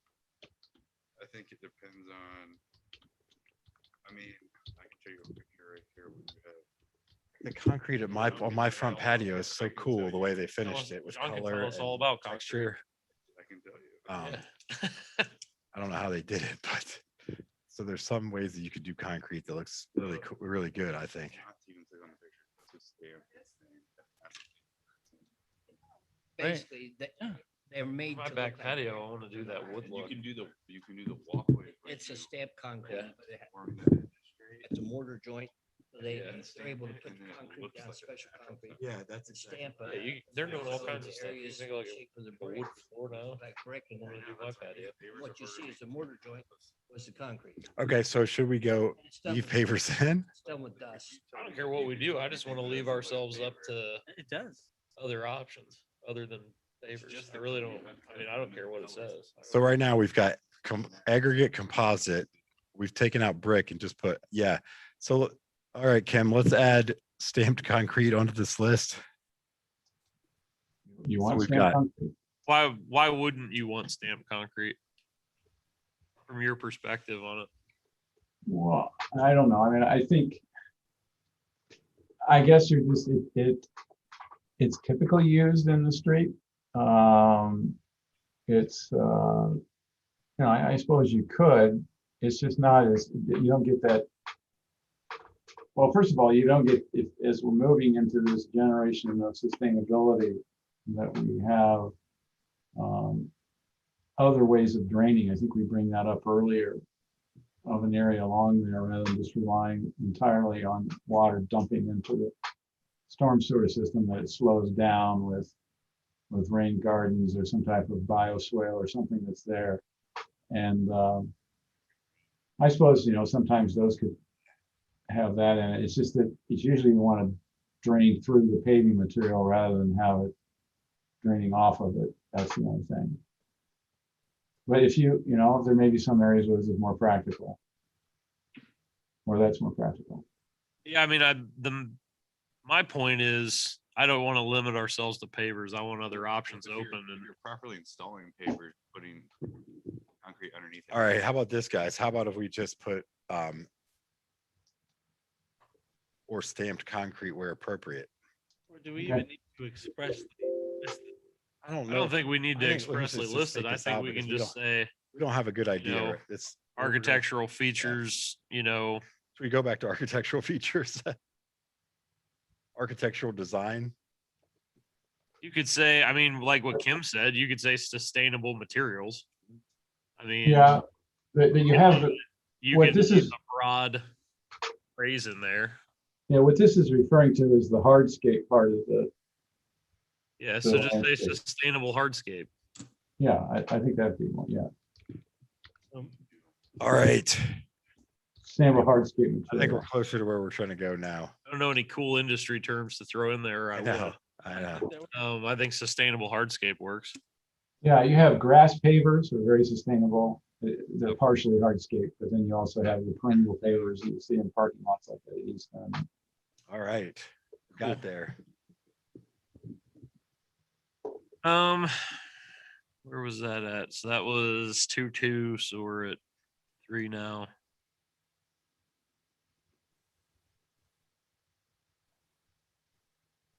So like 3-2 or 3 right there. It says, tells you where you can reference. I like that.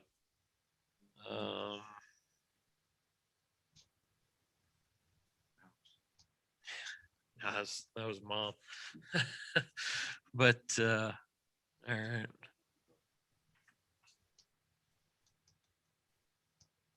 For this section, I would just say under design guidelines, maybe actually if we move designs under design standards, if we wanted to cross-reference chapter 1183 with landscaping, just as a reference, and then since we're talking about trees here, just make a note of wherever we have the list of undesirable trees for the village. I think currently it's in the, do we have a current list, Bailey? The one that we have that I know of is in the agricultural buffering and mitigation where it's expressly listed. Is it any different? No. No? Tree Commission has made a recommendation, I think, to add one tree to the list, but that's included in the new zoning, which we Okay. haven't gotten to yet. All right, so I just might reference chapter 1183, which has to do with landscaping, just in general for maybe any other specific questions under C2 II, if you want to add that in. And then maybe add in a third point that references just the undesirable tree species that the village has on file, which may be fluid at that time, to ensure that what's being planted is what's requested. So the reference number again is what? 1183. That's the zoning code, right? Yep. And then the triple I would be, Referencing a document list of. tree species. The village list of undesirable tree species. Things like weeping willows and things like that. It's the only one I can remember. It's my favorite tree. We don't want it in the village. Female ginkgos, those are really. Pear trees too. Pear trees. It's because of the root system. Is that why? Yeah. You don't exactly want Bradford pears because they're Root cool system. for 1 week. Very invasive. Eats Or everything. the Bradford pears. Beautiful tree. I love the tree. Though. Yeah, that's what I was thinking. They're pretty, but they're not very stable. Yeah, they're pretty for like 1 week. And then they smell. My cherry tree just. There's places that are outlawing them. So Yeah, they don't stay up very long if you don't trim them all the time. Because they have a very fibrous trunk. yeah, the wind you have to trim them so that the wind can get through them, or else they just break. Yeah. All right, so we're done with 83, right? So we're on to 84. 2.2 there, it talks about permanent seating. Seating shall meet the following requirements. Depth of 15, width of 18.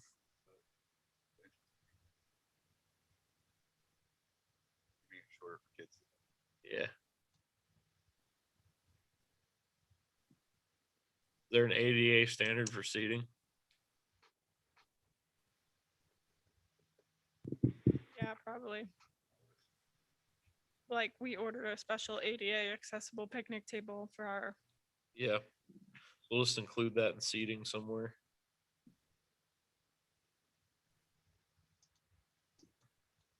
Well, let's tell Ken what section we want to put it under.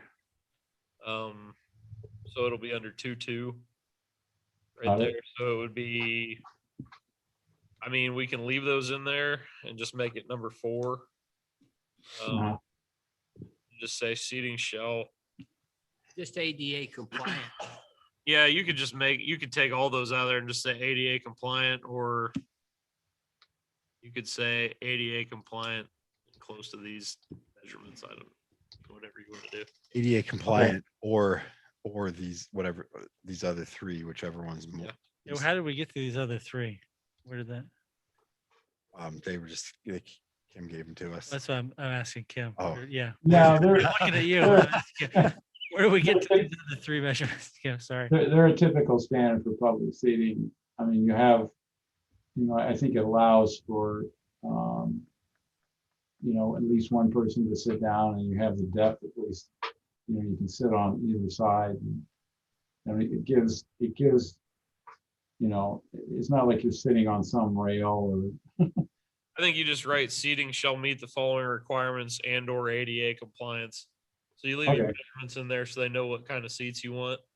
And then it says or ADA compliance. So the board has Yeah. a choice of what they think's appropriate. As long as these are industry standard measurements, I mean, Yeah, for public seating, yeah. Because it could be a wall or something like that. It doesn't have to be.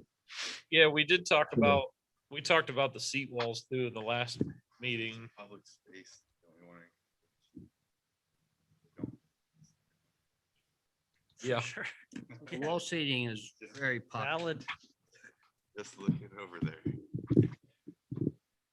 Where do you want to put that at?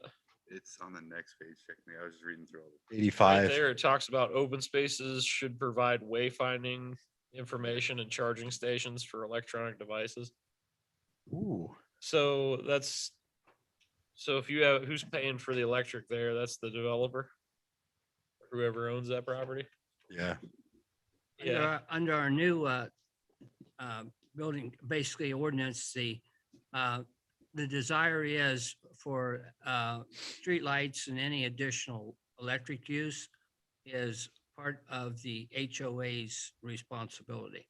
So if you have an HOA and for residential anyway, commercial, it would be up to the responsibility of whoever owns the building to pay for the charging electricity. And we're probably going to get into the EV charging stations pretty soon too. We're already talking about that. Okay. You guys are good with. So, I mean, yeah, I always think, one of those you are here maps are great for wayfinding information. Especially if you have a very large open space. The charging station, do you want to? It's very specific. Yeah.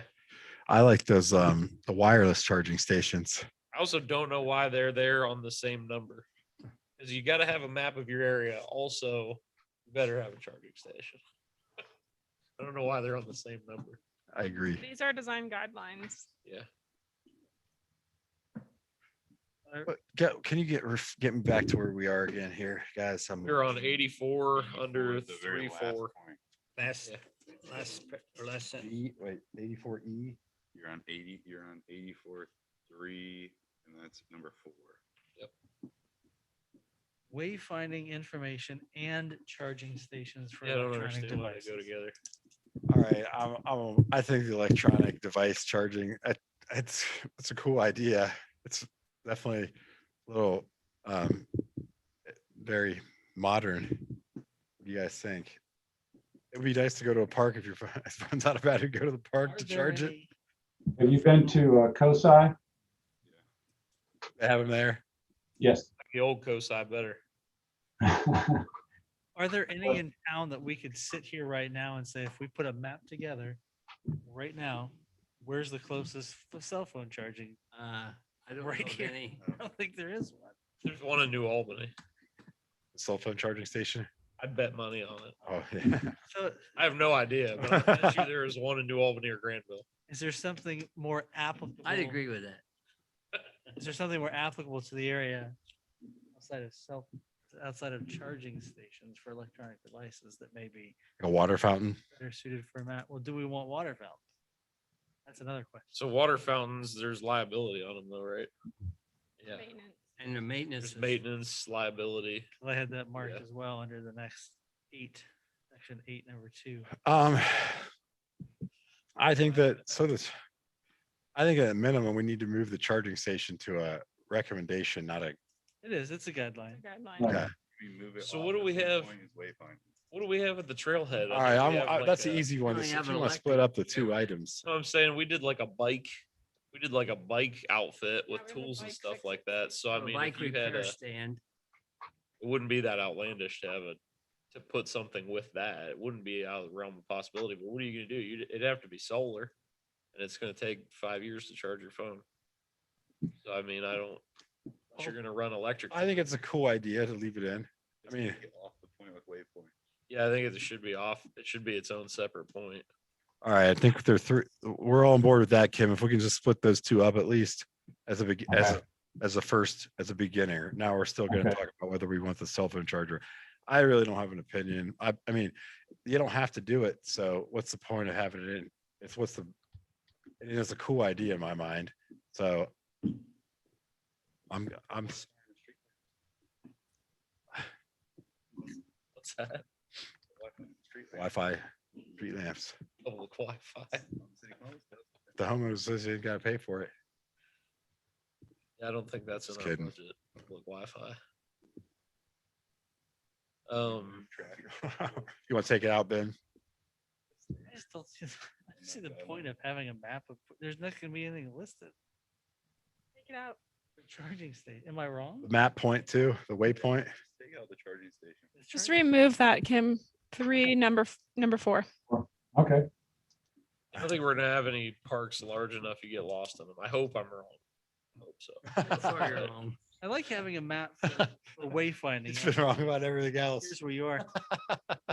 But for guidelines for open It's been space, wrong about everything else. So. wayfinding information, including locations of other open public space. If we're going park to park or something like that, would that be useful or? I've never used wayfinder points or whatever. So I'm not familiar with that term. Is that just, my interpretation is just a map of you are. That's here. just that map. Yeah, you are here. Directional. Well, Instructional signage? Directional. Direction. yeah, that's directional signage that you place, Here's the shelter house. Ohio Here's, Greenways does it. So if you're on the Scioto Trail and you want to know how many miles to get to the Olentangy River, they'll tell you I think it's kind of cool. this many miles this way. Or if you're trying to get to the short north, they'll tell you this many miles this way. So it's just a permanent map that shows. It's a permanent pole. It's not even a map. Oh, I see. yeah, Permanent pole. Wow. say a wayfinding, marker. wayfinding pole. I can't get there. Well, I mean, it could be a map, but it doesn't Yeah. necessarily have to be a map. I like the wayfinding piece. I'm fine with the charging station for electronic. I can't. I'm just not You there. can take that off. All right, let's, Just say open spaces should provide wayfinding information. Gotcha. Because look at your chargers at home. What happens to those? And you own them. Well, Well, the it could be a- idea- Only own the charger. idea You is think that's that gonna the last? charger would be connected to your wayfinding station. So if you're if you're on Yeah. the Central Ohio Greenway system, which is much larger than Johnstown, it's your lost. many miles of trails, and you're riding your bicycle and you need information, Your phone's you would dead. be able to plug into a wayfinding station and use that information or use the charger to get your information. All right. But Ben. Johnstown's not that big. That's what I'm and saying. We'd have to find some way to power the wayfinding station. Solar or running And we're just not as big. I don't think we're big enough to need it yet. But I like the wayfinding idea. Okay, Yeah, the QR readers can be used too. I'm pretty sure that the Central Ohio Greenway system does use those. And when you scan them, you connect into a larger system-wide map. Yeah, the QR, I think the QR, that's a good idea, because that might be another way to link to another map that may be fluid, as in other open spaces or the, what, the bit and bridle path or the route. That's what we have on bike the path, alternative Mastodon route. site. Yep. We have the QR readers.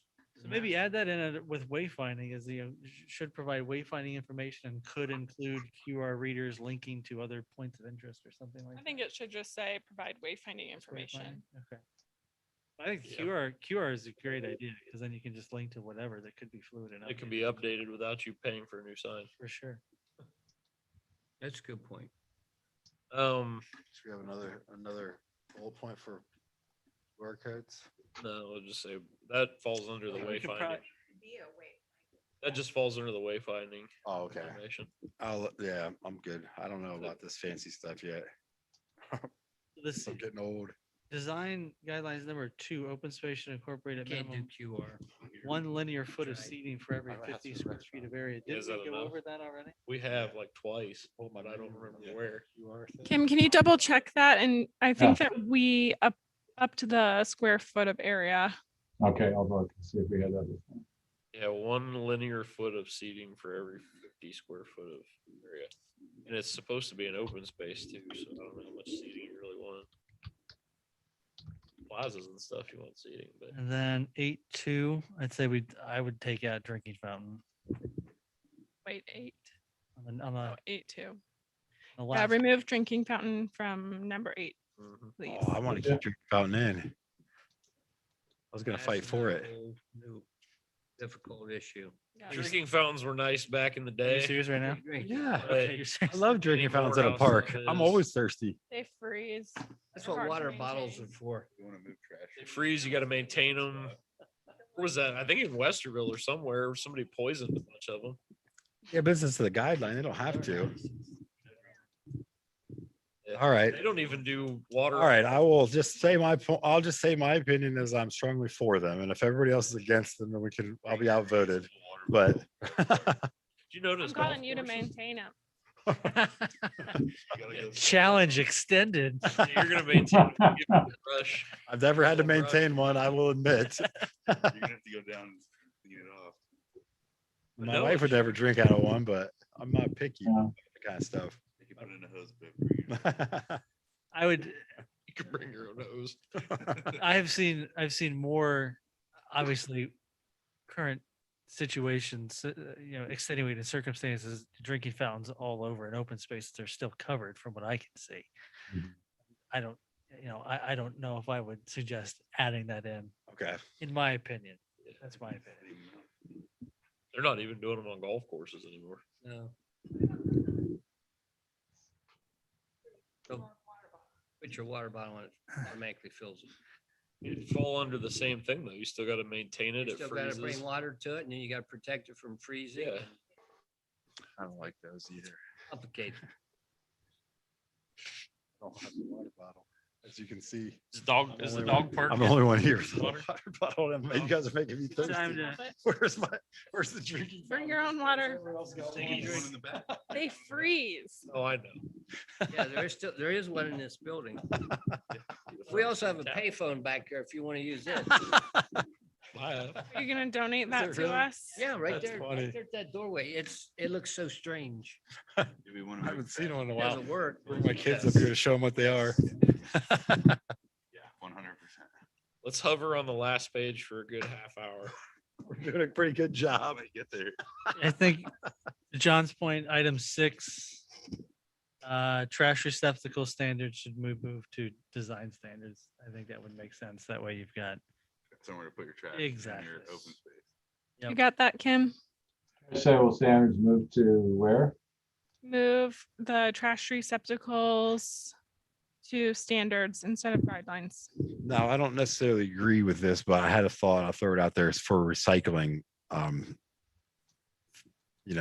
bins or whatever. You know how some parks have trash and recycling?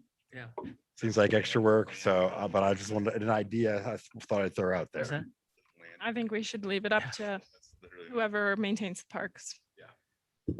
So would you put that under like a guideline or just not even put it I in? just think we should leave it up to whoever maintains the parks. I brought this up several years ago, trying to figure out a way to incorporate recycling more into the parks piece. And I don't think staffing has changed much since then with respect to, street park maintenance and stuff, but that is the biggest call out, is the ability to the labor to handle it and the That's what I thought. misuse of the receptacles, and then the So it's basically do you becomes separate that stuff out. Do you take it all and then just basically leave it in becomes the trash trash. anyway? Gotcha. So Okay. that's the biggest piece that I have been communicating. I still got- think if there's a way to figure out how to incorporate recycling more, I think we have a due diligence to do that. I just don't know if we have enough information or labor to add it into Trash this. can gets full. And That's kind of why I wasn't really supporting it, and why I didn't think it'd be a good idea too, but Right. It's unfortunate. Yep, I agree. I'm all for recycling. Anything else on 84? I had one more call out from design review board. I'm done with that piece. Do you want to do design review board tonight? I think Yeah, we've might done as it well. already, haven't we? We did it already, but let's go over it again because we did it like one of the first nights, and how many pages do we have here? we know this document a little better now. Well, my suggestion, I have one call out for this, but my suggestion might be, since we've gone through this, and this is just a suggestion, since we've gone through this entire document once already, is that we have Kim put everything together. Yeah. We, hopefully 2 weeks is enough time, bring it back for review in 2 weeks and try and see if we're in a point to pass that. I think there are some priorities coming up that would prioritize this document sooner rather than later. So we have to have what, two public, Nope. or just one public? You before we don't- send it to- You can send it to council at the next meeting. Your meeting is a public meeting. Yep. All these meetings have been public meetings. So if we feel like if we can get it back quick enough to Council digest it has- between yeah, now and one public. Council has one meeting. Well, would this be an ordinance or a resolution? Depends on if this is an ordinance or a resolution, which I think it would be a resolution, actually. It goes as a resolution. It's not law, so it would be a resolution, in which case it would be one meeting that they could Yeah. read public comment and pass, but I don't see them doing that. I see them wanting to discuss more. Yeah, so we'll have 2 or 3 meetings on this. that's what I and did then between one this public document, the first one. meeting and- They'll all be public meetings. Well, what, you know what I mean, like Well, those are all public meetings. for public. Public comment, yeah, comment, yeah. yeah, unless they open Public it up. comment, that's what I yeah. meant. Okay. I've got a unique suggestion. If we wanted to codify anything, is if we wanted to add an additional chapter to the codification within the zoning that references this document as the design standard I definitely think we have to do that. for the village, Yeah, not we- just as a policy document. You know what I mean? Yeah, we have to do that. But then if we do, say if we do that, is this code, does that become, Mm, doesn't really affect our process anyway, it doesn't? It becomes code in so much the document has to be referenced during the process. Yeah, Right. That's my interpretation of it. Yeah, no, I think it's a, So do Just you like- add this in as, just like they reference the stormwater management document. well, actually, we could just 1187 is design review. And we would just This just goes in place of that. take some place of it. So 1187 Yeah, becomes, the reference is already there. You just have to reference this document. 1187 would do away with all the definitions and everything else. It would probably still continue to outline the process and procedure with COA and all Yeah, that you stuff. would need that to steps. It would reference this document as the superseding document that would be used for those types of reviews. have we reviewed 1187 yet? Yes. 1187 is already codified. I mean, It's already in our zoning code. in our code review sessions, we've already been through that section. You have to look at what the new chapter is. Gotcha. 1187 is the current chapter that we have design review that governs COA and all that stuff and the process, the appeals and all that. But it also has standards in there that we utilize. And then we have the interim design guidelines that are incorporated into this. So you would essentially 1187, the way that I see it, would be pared down. You'd have a lot of the strikeouts and italicized with changes in verbiage. And it would mainly reference the process, the procedure, and then this document as the guiding document that the design review board would then use. Now, the only question, I guess, is design review board. You keep the design review board piece within this document, or do you break that out and further incorporate that within 1187? That may be a procedural piece that we ask Yaz on how we govern that. But the only suggestion for design review board that I had a call out about that I thought was a good call out is that the term length we have here is 2 years. We're gonna cycle that or something. Do we want to consider 4 years instead of 2? And the call out there is similar to planning and zoning. It takes you a minute to get up to speed. Takes you a minute to get, or you waterfall, the terms and stuff, 1, 2, 3, and 4 and what have you.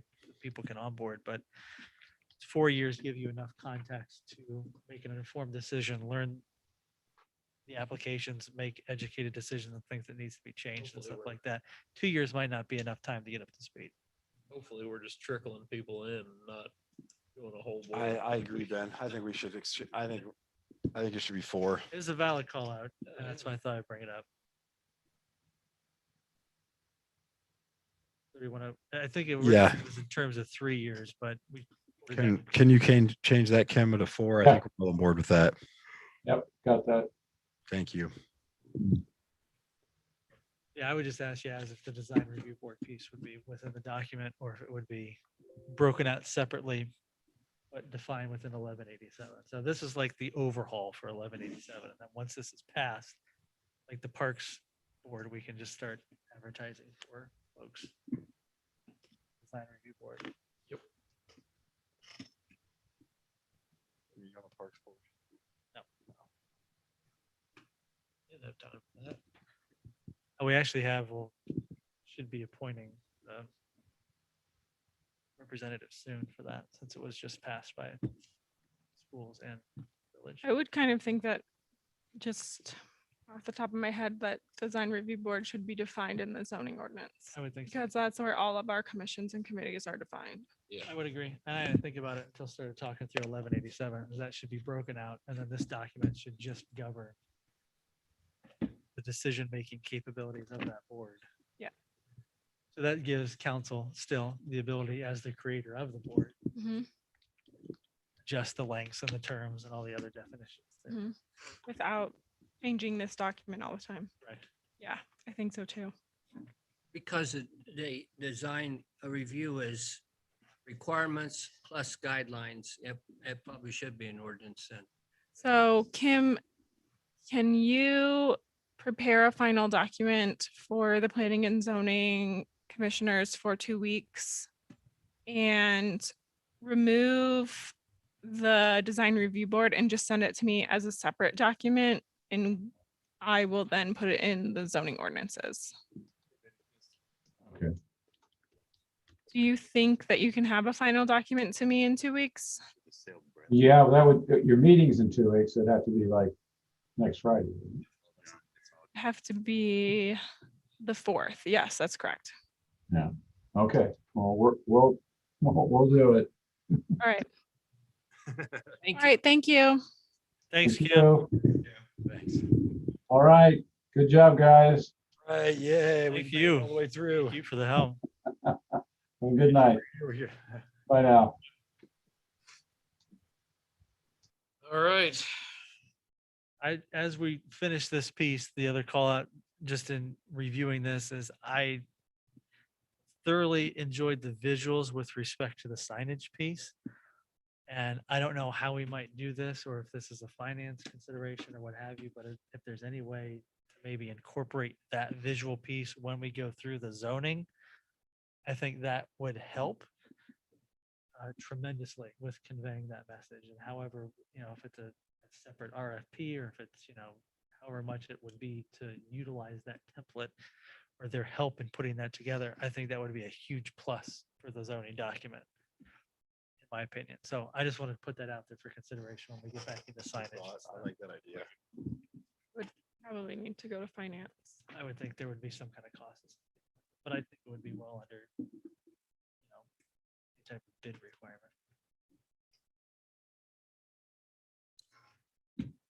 All right. Anything else we want to discuss? Nope. We're good. Wanted to talk about the board itself. So. You guys have anything else in here? I just hope we get the final document. Does council Okay. will appoint those board members then, or is that? Yeah. Council. Yeah. So roadmap from here. Kim will put everything together. 2 weeks, we'll talk about this again. Go through everything. It'll be your final chance to go over it. We pass it, hopefully, send it to council, let them tear it apart for 2 or 3 weeks. They send it back and say, this is crap. We'll go through it again. They're gonna call you and say you were putting those burgers. Yeah, that's what. Want the charging station back in. Yeah, I'll field a bunch of phone calls at obscure hours in the morning and, About the charge, just the charging station. that'll be it. So what, we want to be able to get all this done, within the next 2 months? As soon as humanly I possible. know, we want to get it all done, but real timetable, So we fastest got- we can get this done is, We got 2 weeks from What? today. Best case scenario, we pass it. Goes to council the following week. For consideration for an introduction, depending on how much deliberation happens there. It would be 2 readings because there'd be an ordinance involved with 1187, updating 11. Oh, you would want to do that at the same Yeah. time. yeah. In 2 weeks from today, we have a COA and we have a non-conforming use permit that could get a little fuzzy. So Just before we should I don't like when they're fuzzy. Date wise, you're talking June 8th, June 15th, introduction, 29th, second reading. If there's minimal conversation, this could be in place by August. I think that's the best. That's what I case mean. scenario. Yeah, 'Cause we're It's looking. 30 days after council votes to approve it before it goes into effect. Best case scenario, it's August. It just depends on how much deliberation happens. All right, well, let's hope that there's not much. Now, if we all show up at the council meeting, talk about stuff there, it's gonna push it through a lot faster. Versus if they just sit there and talk about it, then say, I don't know, we'll ask them. Well, it would help provide Ben's there context. anyway, so you know exactly what we talked about, so But it would help provide context, you if know. we're all there at the meeting and we can provide context and debate it there. as long as the internet works. Show up, I'm gonna show up and debate that thing in person. You're gonna have to go there 12 times. My name's Ryan. Ryan Green, 408 Sunset. Should sit back down. They can put it back up. Just I'll, keep it on mic and put it down there like Louis. Either way, see it. I'll make a motion to adjourn. Oh, wait, we got other business. No other business? Jim, nothing good? no. All right, not I'll second. official. Nothing more important than getting All in it done favor? right. Aye. Aye.